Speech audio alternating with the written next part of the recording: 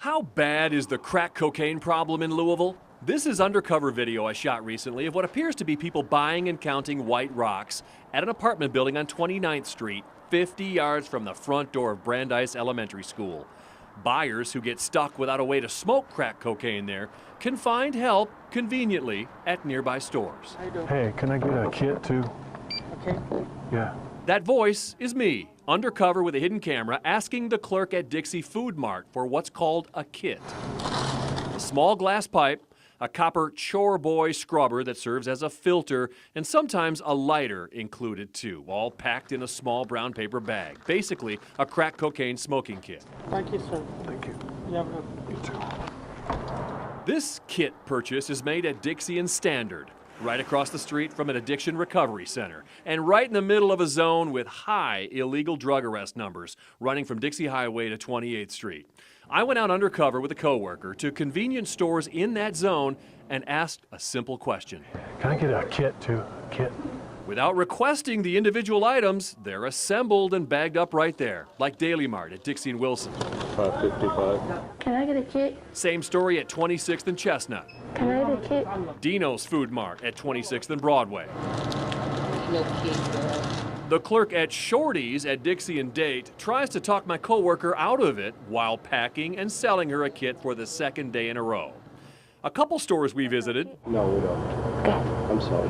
like Tony's Convenient Mart at 26th and Broadway, do not sell kits. But 9 times we walk out of stores with crack cocaine smoking kits costing anywhere from $4 to $7. To tell you the truth, I was quite shocked and somewhat amazed. That's Wave 3 News safety and security expert Deshaun Johnson's reaction to our investigation. He was a Louisville narcotics officer for 12 years. Separately, each one of these items mean nothing.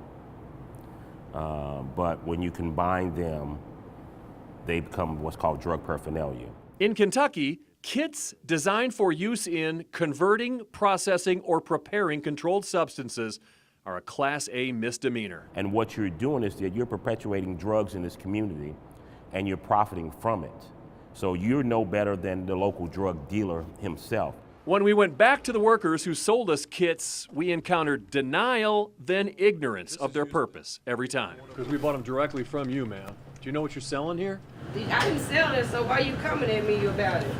We've got you on video selling these. You don't have me on video selling anything. Yeah, no, we really do. Please leave. Okay, we will. You tell us to leave, we'll leave. When someone says, I need a kit, and you pack these things in this bag, This is how we how did you know what to put in the bag?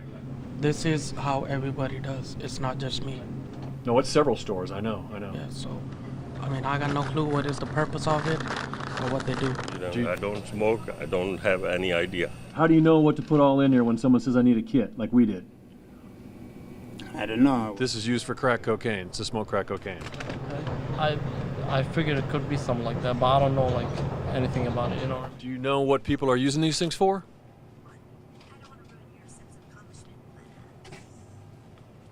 So you're not going to answer any questions? And this is something that should shock the community. This is something from a community standpoint where community leaders should get involved. I was only able to reach one owner who denied selling kits at his store, but didn't call me back when I offered to show him the video. The county attorney's office can't remember ever prosecuting any cases like this. Other cities discovering these kits for sale, like Detroit, Gainesville, and Tucson, responded by shutting down stores and making felony arrests. John Bowl, Wave 3 News. Corydon, Indiana is 130 miles from Indianapolis, but if you spend much time around the Corydon Pain Management Clinic, you'll see a fairly steady stream of Indianapolis taxi cabs dropping off and then picking up patients. I watched every morning for a couple of weeks and saw anywhere from 1 to 3 Indianapolis cabs here at a time, almost every morning. Indy Airport Taxi, yellow, and checkered cab from the 317 area code. You guys come all the way down from Indy? Yeah. How much do you charge for the ride?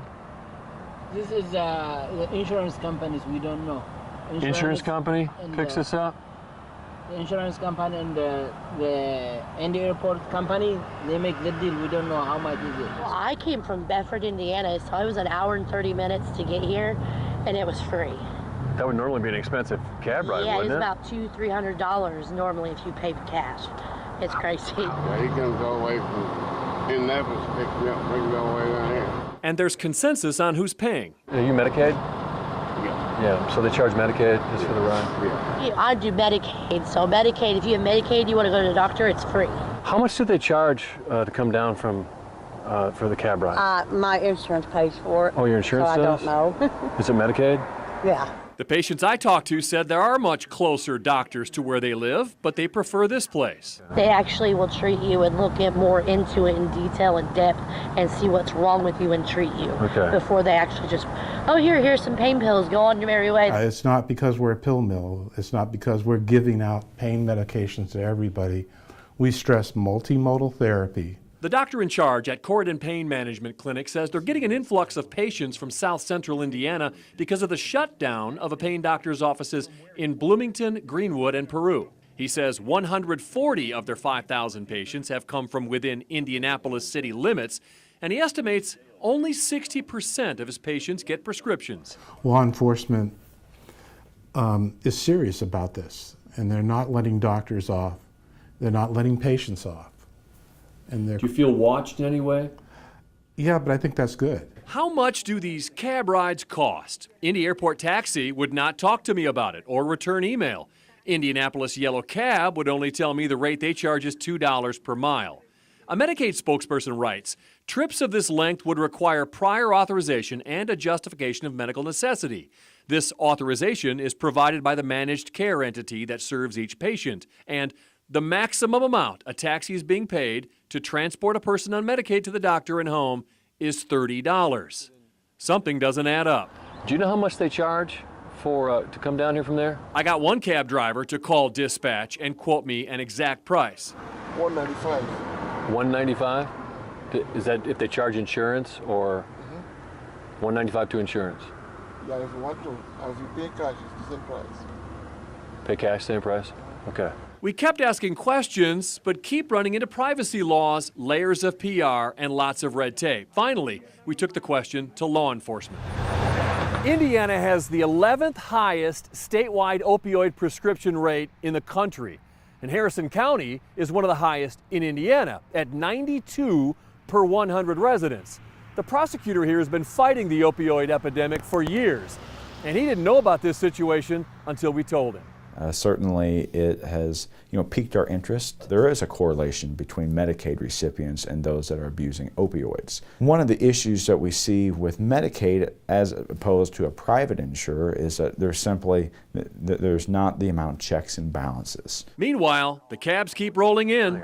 I come here every month for the last 2 years. With satisfied customers. Yeah, I love it here. John Bowl, Wave 3 News. What do you do when something bad is going on in the neighborhood? Basically reported to me that there was child prostitution going on, underage prostitution, children and young teenagers, adolescents were doing sexual favors for money with men that were coming in and out of the house. This downtown medical professional called police about 1036 South 7th Street after her patients who'd been inside told her it was a drug and child sex trafficking house. Talking to the LMPD tip line, they have told me that there have been several reports. They said that they would alert the Crimes Against Children unit and set it as a priority. Unhappy with police response, she asked us to investigate. Every time I secretly watched, for weeks, morning, noon, or evening, I recorded a steady stream of people coming and going after spending anywhere from a minute to an hour inside. They come out, often clutching and checking what appears to be white rocks in their hand. Multiple dealers, hand-to-hand transactions out in the street. Sitting out, taking lots of phone calls, then handing something to people who pull up. Sometimes they appear to be packaging and using the inventory right out in the open. This guy brings a child along and then checks what he just bought in his hand. As for our source's allegation of sex trafficking involving minors, we see what appear to be underage girls going in and out of the house. And scenes like this when they're leaving. The girl puts something in her mouth, the man pulls cash from his sock, and the girl heads down the street with what appears to be a white baggie in her hand. This is all very serious business. A closer look at the video I recorded reveals a flashy handgun brandished in one of the doorways where they don't think they're being seen. it's just outrageous and it baffles me. After receiving multiple anonymous crime tips stating narcotics are being sold at 1036 South 7th Street, the Metro Narcotics Unit conducted 2 controlled buys of crack cocaine there and exercised a search warrant on June 13th. Police recovered 5 handguns and a rifle, assorted ammo, bags of crack cocaine, digital scales, and a large amount of currency on Aaron Lyle. Lyle was arrested and charged with cocaine trafficking and possession of handguns by a felon. Tracy Hamilton was cited for marijuana possession and drug paraphernalia. In 2001, Lyle was sentenced to serve 7 years for cocaine trafficking. He was out on probation by 2004, but busted again and sentenced to 2 years in prison for wanton endangerment and cocaine possession. In 2007, Lyle was charged with engaging in organized crime and given probation. And now, after the convicted felon's been charged with dealing cocaine again with 6 guns, his bond was set at $15,000. So 3 days later, he posted 10% of it, $1,500, and was released on home incarceration. Neighborhood residents are furious because a home is where Lyle appeared to be operating from. You know, these people that are doing these things in that home, they don't care because they haven't really been held accountable and there's no consequences. So, you know, to them, they do whatever they want, you know, and it's out in the open. And so, you know, they're like, we don't care. After our request to talk with LMPD about this, the detective who made the bust wrote, "I would not feel comfortable doing an interview at this time due to the nature of the case." As for complaints about child sex trafficking there, he wrote, "I did not have any knowledge of underage sex complaints at that location." I requested an interview with Judge Sean Delahanty about where he set the bond, considering Lyle's criminal history and the current charges. He wrote, quote, "No thanks. The purpose of bond is to ensure the defendant's reappearance and prevent future crimes." Then, on July 10th, Metro Corrections caught Lyle violating home incarceration. GPS tracked him away from the home where he was supposed to be, so he was taken back to jail. In court Monday, Judge Delahanty and attorneys discussed possibly releasing Lyle back on home incarceration within a week. John Bowl, Wave 3 News.